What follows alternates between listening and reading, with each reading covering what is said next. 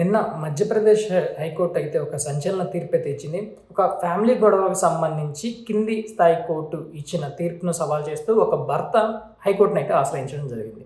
అయితే ఈ హైకోర్టుని ఆశ్రయించే సమయంలో అతను మోపిన అపవాదు ఏంటంటే అతని భార్య పైన, అతని భార్య వేరే ఒకరితో వివాహేతర సంబంధం పెట్టుకుంది. ఈ వివాహేతర సంబంధానికి సంబంధించి కింది స్థాయి కోర్టు భరణం ఇవ్వాలని చెప్పింది. సో భార్య వేరొకరితో వివాహేతర సంబంధం పెట్టుకుంటే అది నిరూపితమైతే ఇలాంటి భరణం ఇచ్చే అవసరం లేదు, అలాంటిది చట్టంలో కూడా లేదు అని చెప్పేసి ఆయనైతే హైకోర్టును ఆశ్రయించడం జరిగింది. ఈ హైకోర్టును ఆశ్రయించిన క్రమంలో హైకోర్టు దీనిపైన చాలా కీలకమైన వ్యాఖ్యలు అయితే చేయడం జరిగింది.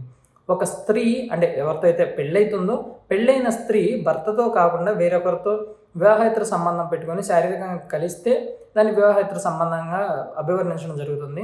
అలా శారీరకంగా కలవకుండా కేవలం వారి మధ్య ప్రేమ అనురాగాలు మాత్రమే ఉండి వాళ్ళు ఫీలింగ్స్ని షేర్ చేసుకుని ఉన్నట్లయితే అది వివాహేతర సంబంధం కిందకి రాదు. అలాంటి వాటిని వివాహేతర సంబంధం కింద పరిగణించడానికి లేదు అని చెప్పేసి కోర్టు అయితే చెప్పడం జరిగింది. అయితే ఇదే సమయంలో భారతీయ న్యాయ శిక్షాస్మృతి ప్రకారం section 144 criminal procedure code section 125లను ప్రస్తావిస్తూ భార్య అక్రమ సంబంధం ఉందని రుజువైతే ఆమెకు భరణం నిరాకరించబడుతుందని స్పష్టం చేసింది. అయితే ఆమె శారీరక సంబంధానికి సంబంధించి ఆధారాలు లేకుండా ఆమెకు సంబంధించి ఎలాంటి ఆరోపణలు చేయడానికి కూడా వీలు లేదని, అది భర్త అయినా సరే ఎలాంటి ఆరోపణలు చేయడానికి వీలు లేదని హైకోర్టు అయితే స్పష్టం చేయడం జరిగింది. అయితే ఈ క్రమంలో భర్త హైకోర్టుకి తన మొర వినిపించుకున్నాడు.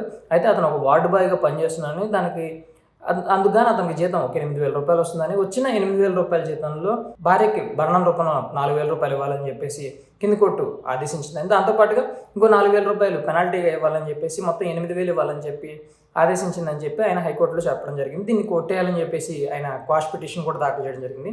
అయితే దీనికి సంబంధించి ఆయన సమర్పించిన ఏదైతే శాలరీ సర్టిఫికేట్లు ఉంటాయో వాటన్నిటిలో ఖచ్చితత్వం లేదు, ఈ ప్రూఫ్లు కాదు అని చెప్పేసి హైకోర్టు చెప్పడం జరిగింది. దానికి సంబంధించి ఈయనైతే దాఖలు చేసిన 2 పిటిషన్లను అయితే హైకోర్టు అయితే డిస్మిస్ చేసింది.